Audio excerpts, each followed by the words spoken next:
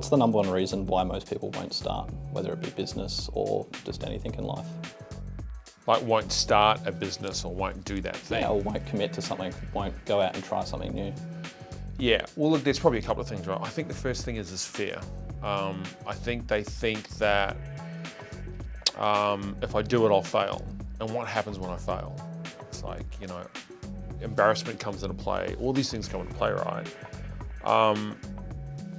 The part B to that is that, it's a lack of drive, right? To a point, that's laziness, I think. It's because when you start to plan it out and you put it on paper, there's all these things that need to happen, and then they realize, I've got to commit to this for long term, and I'm going to be working all these hours, and I have to do all these things, and I don't really know all that. Then it becomes complicated, and they just go, what's the point? Why would I do that?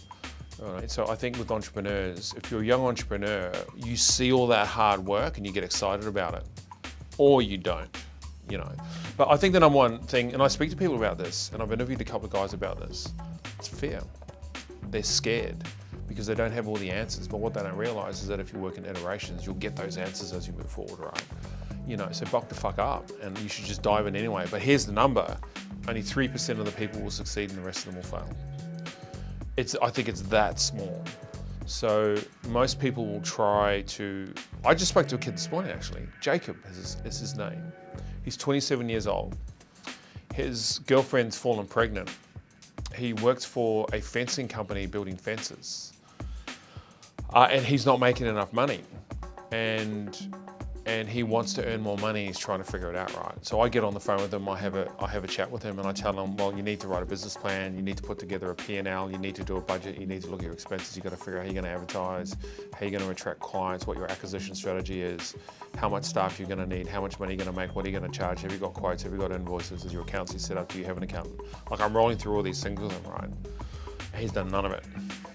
So I tell him that, and he said to me, man, I can do all that. Can you help me? Straight away without hesitation. So he'll probably be fine.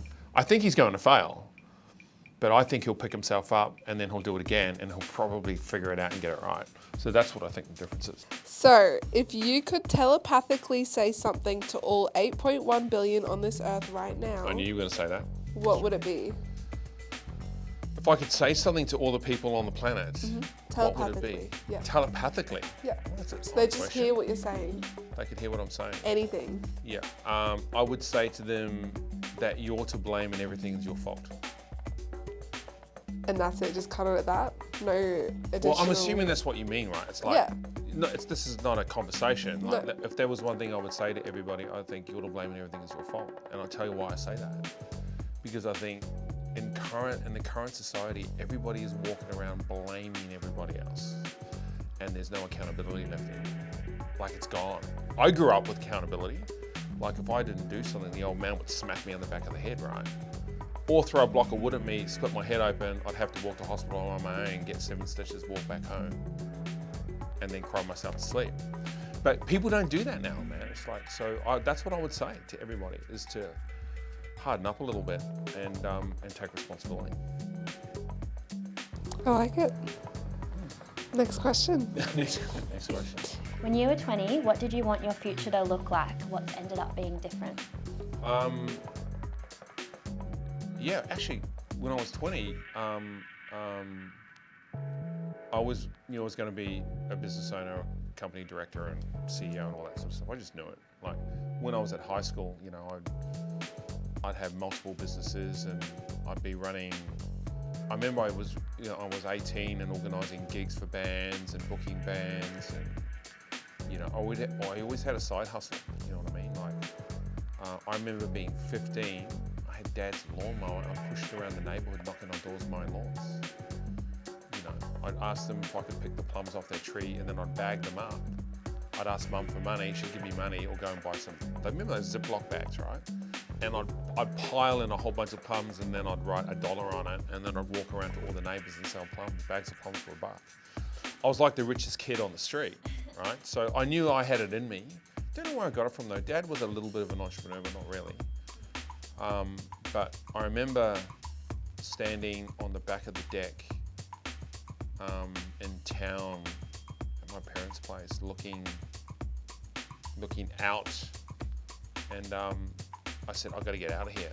Like, so I knew then, and I was 20 then when that happened. So I knew then, man, I want to go and build a business. And when I came to Australia, the first job I had was building caravans, which was weird.